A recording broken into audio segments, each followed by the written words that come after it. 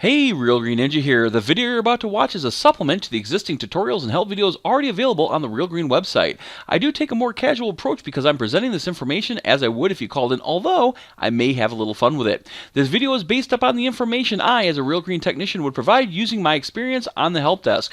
This video was created on my own time to assist with areas of the software that may be waiting for an official help video or tutorial. At the beginning of the training video, I will have the version of the Service Assistant the video was made with. I will also try to be as accurate as possible, but be aware, as Service Assistant updates are released, things may change. I'm using the name Real Green Ninja as not to stand out from the other amazing technicians that I work with. I hope the information in this video helps you, so grab a cup of coffee and I hope you learn something new. Hey, Real Green Ninja here. This is another one of my videos in the parameters series. And today we're going to be talking about the financial parameters. So let's begin. First thing we're going to do is we're going to go to Data, Company Parameters, and then Financial Parameters. Under Financial Parameters, this is where you can set up things like your accounts for your chart of accounts if you're using QuickBooks and you want to export out account information. Again, you can change these things. Now, I don't recommend messing around with them unless you really know what you're doing. Because if you do, and you take something out that the system needs or whatever, you can cause some trouble or headaches down the road.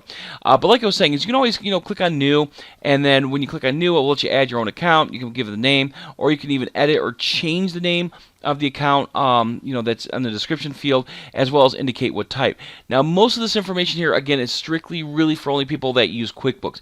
I do have a video that talks about how to map out different transactions for QuickBooks, as well as the crash course on how the general ledger works and how to export that file. But again, that's in other videos. Today, we're just going to focus on the financial parameters here. All right, so we're going to undo. Yes, there we go. So again, like I was saying, you can add accounts in here. Just, if you don't know what you're doing or not quite sure, you got to be careful because, again, like I said, you can cause some problems if you're not careful. All right. Now, under the adjustment tabs, this is where the adjustment codes are. This is where you can go through and add them. You can edit the name of codes. Again, it's up to you if you want to make those changes. But like I said, I don't recommend messing with the ones that are already in the system. If you want to add a new one, go ahead and add a new one. And if it's something that's, kind of like maybe it's another adjustment code that you want to use instead of posting error credit, but you want it to behave like posting error credit, just set it up just like posting error credit, okay? But give it your own description and your own code. So again, you make it a credit. It's going to credit one account and debit another account. Again, I'm not going to go into too much detail about how all this functions. I'm just going to be talking about how to make changes or add, things in the financial parameters. You can also uncheck the available checkbox. Now, when you do a regular adjustments, we're going to go off a little bit of tangent here. When you do regular adjustments, please do not use the double repeating character codes like GG, II, JJ, KK, unless the help desk specifically tells you for a specific issue. Because if you use those codes, you can cause some problems. Again, I mentioned in other videos and stuff like that. But like I was saying is, please don't mess around with those ones. As much as I'd like those codes not to show up on this adjustment dropdown, unfortunately we can't make them unavailable because the system has to be able to use them. But please, you don't use them. All right. Again, you're going to credit one account, debit another account because we use a two-column accounting method. You can also, tell it whether or not the adjustment code is for reporting to collection agencies. Okay. Over here, any branch, you can actually have different adjustment codes for different branches in the system. So let's say you want to make a change. I'm going to go in edit mode here, and let's say you want this prior month debit. And again, you might want to give it a special name or something. But like I was saying, oops, going a little bit too far there. I can select and then pick and choose which branches I want that code to be available to be used with. You can also change the text color and the background color, as well as put in a French and Spanish description. When I do my trainings, this is pretty much the first screen where I start talking about how you can add French and Spanish descriptions. And again, I might do another video down the road on how to put translations in. Now, on the adjustment screen, there's also a drop-down for adjustment reasons. Now, like I said, I'm going to go off a little tangent here. When I do adjustment codes, or when I help someone with adjustment, 95% of the people I've talked to do not have anything in that drop-down. I always tell people, put something in the notes field, though. So that way, if you ever call back like 6 months from now, we can take a look and see why that adjustment was made.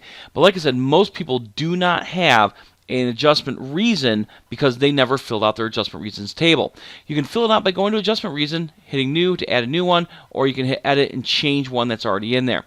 So like I was saying, I have them in there just for demonstration, but like I was saying, most of the people I talk to don't have them in there, so they're not mandatory. But if there's something like a common reason, correcting prepay problems, instead of typing it over again, you can even give it just a reason, correcting prepay problem. or correcting account balance after correcting prepay, then again you can give it a reason, and it's less typing on your part. Under prepayments, this is where you can actually put in prepay codes as well as your deposits. Deposits being where you're taking part of the money down and then the rest of the money after you perform service. Again, I have another video on how landscape deposits work and so on and so forth, so I'm not going to go into detail about setting them up too much. But again, this is where you're going to set in your prepay codes. And we normally have a couple of the codes in the database when you first start out with Realgreen. It's usually like a 0% prepay installment discount, 0% prepay discount of 5% and a 10%. Like I said, though, you can add your own prepay codes if you want to, as well as you can set your deposits up. Like I said, help file, videos, I created a video. Ever if you need help, give a call to the help desk. This is also, if you do create a new prepay adjustment, please make sure to put the percentage in there, because even though I put 7.5% right here, I cannot type this afternoon. Okay, am I going to redo the video? No, I'm not going to redo the video. Just bear with me for one moment. Oh, okay. My daughter went on a trip over the week with her school, and we had to be up at like 5 this morning, and it's a Saturday morning. I had to be at 5 in the morning to pick her up from school. Okay, so again, like I was saying, please make sure to put in that percentage, because even though we put it up here, 7.5%, the system doesn't know that that's supposed to be a percentage. All it knows is that's the name of it. Again, you can have prepaid codes against or available for specific branches if you want. And then over here, you're going to put in a prepaid code, and you might put in like 75p for 7.5% prepay. Again, as long as you guys know what that code means, that's all that matters. If it's prepay is available for all programs and all specials, again, you can check all programs and specials.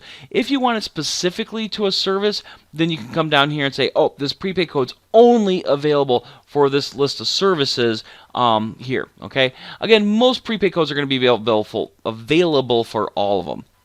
All right. If it's for installments, again, you select installments. And again, if you no longer use the prepay code, you can uncheck this available checkbox. Just be aware if it's no longer available, you won't be able to pull reports against it because, again, it's no longer available to be selected. It's still going to show up in the customer's history. It will still show up in the, as part of the transaction for the prepay or whatever. But like I said, you also won't be able to select it as well as it won't be showing up in reports. You can also remap out these prepay codes to other accounts on the general ledger. Like I said, I did make a video. I'm not going to go into too much detail. Watch that video if you're kind of curious about that. And also, you can put in a French and Spanish description. All right. You can also add discounts and surcharges to the system. This is where you're going to modify the price that's on that customer's program screen. We recommend any time that you need to lower the price, use a discount code, even if you have to come in here and create one specifically for this situation. Only because if you lower the price, it changes the production value, changes the renewal price, and you're not on the ball on that, you can kind of mess yourself up next year. Again, another video, another time. But like I was saying, is you can add your own discounts. So if you want to add a new discount, all you have to do is hit new. You type in your discount code, and let's say the Real Green Ninja is going to get a discount here. So I'm going to do RGN, there we go. And I'm just going to go ahead and give a description. Now this description is what's going to show up on invoices and stuff like that. So again, you don't want to have anything like, oh, pain in the rear discount code or something. And again, if you're not using rear, use something else. But like I said, this is the description that's going to show up in the invoices and stuff like that. So RG Ninja. Okay. Now, if you're going to go through and you want to make it so it adds money, so like a fuel surcharge or something, you hit fuel surcharge and it's going to add as opposed to subtract. If it's a percentage that the person's getting off, then you choose percentage. So let's say this is a 50% off discount. Again, you can say 50% off. If it's a fixed, or if it's a dollar amount off, so for example, if it's $50 off the service, then you can do it as a dollar sign. If you want to, you can even do what's called a fixed price, and you say, I do not care how much this is priced out to by my price charts. I don't care what price is in there. We only want to charge $50 for this particular service for this customer. All right. So again, you can change. Or you can really define how you want it to discount or add money to that person's account. Also, right here, this is where you put the amount in. All right. So, like I said, if the Real Green Ninja gets 100% off, 100% off. There we go. Now, you might say, well, why not just use like a free visit or a total discount? If you give it a unique discount code like the Real Green Ninja, it makes it easier to run reports against it. Because when I go to run an adjustment report, I can choose whatever adjustment codes are up here and available on that report. So again, if I want to know who's got that RG Ninja or got the discount because they're a Real Green Ninja, then obviously I'd want to have its own adjustment code. If I don't care, I can just use free visit or total discount for everything. But again, it makes it harder to say why did they get that total discount. Available, again, means it's available. That means it's going to show up on reports list. It's going to show up, when you hit the drop down to add the discount code or surcharge to someone. Now, keep in mind, though, if you make it unavailable like this one, it's still going to be on that customer when you posted production on that service or whatever, but it's not going to be available to be selected going forward. If it's something that's permanent, which means it carries over from season to season or year to year, then you can check mark the perm checkbox.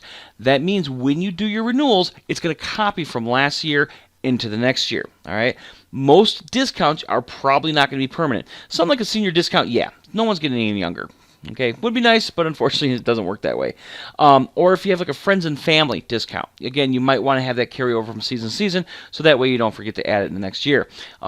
But keep in mind, even though it's permanent and it carries over, you can always go back into the customer screen and remove that discount code if need be. Maybe not their friend anymore had an argument at a barbecue or something like that. All right, again, discount codes, you can select what branch it's available to be chosen for.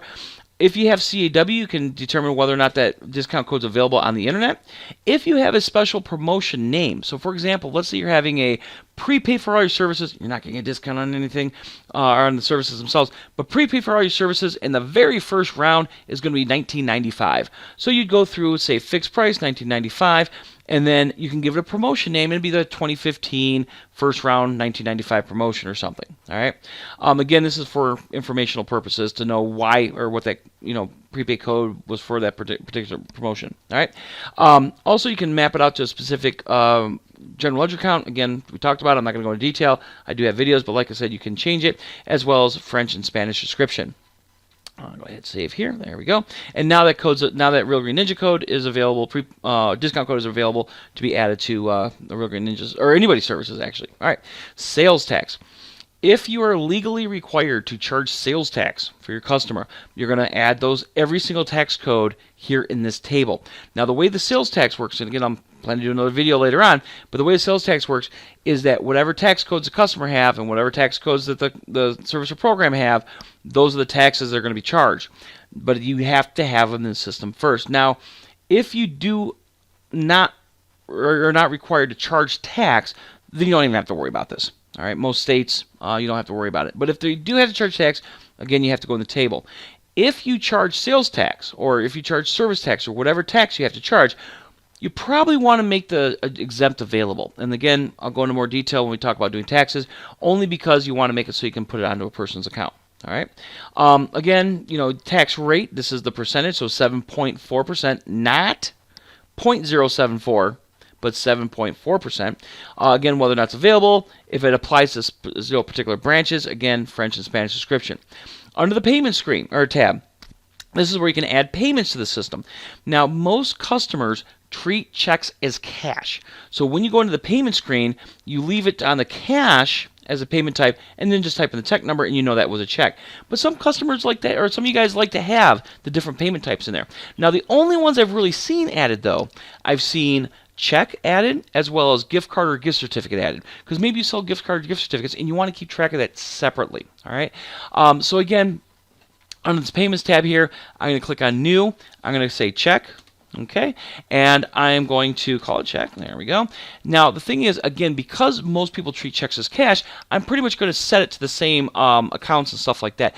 Now, this is one of those little quirks I kind of found in the system not that long ago, but I noticed that how all those are blank. Well, they actually do have things that are tied to them, but it wasn't until you clicked on one of them. Oh, it saved it, and oh yeah, did I forget to do? Okay, there we go, and then save. There we go.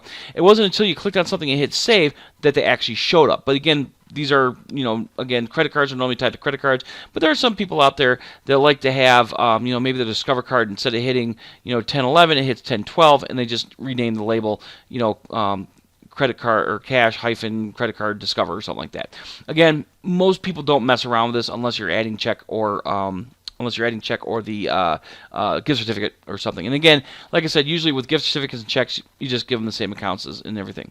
Again, Default means that when you go into the payment screen, this is the option that's going to be chosen. Most people keep it set to cash. Available means it shows up. If you don't accept like the American Express or Discover, you can uncheck the available checkboxes, and then those won't show up as being an option to be chosen on the payment screen, as well as the little picture icons will not show up on the the credit card panel for your statements or invoices. All right, ACH, if you do automatic clearinghouse, again, you talk to CAW. They're the ones that handle the processing of that, as well as the credit cards. But again, you can indicate if it's ACH.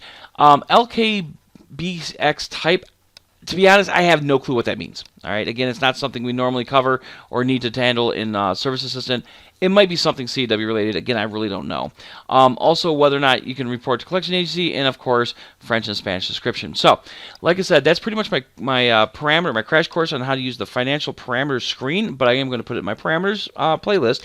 But like I said, this is pretty much the same information that I give when I do training. So, hope that was informational. You guys have yourself a wonderful day.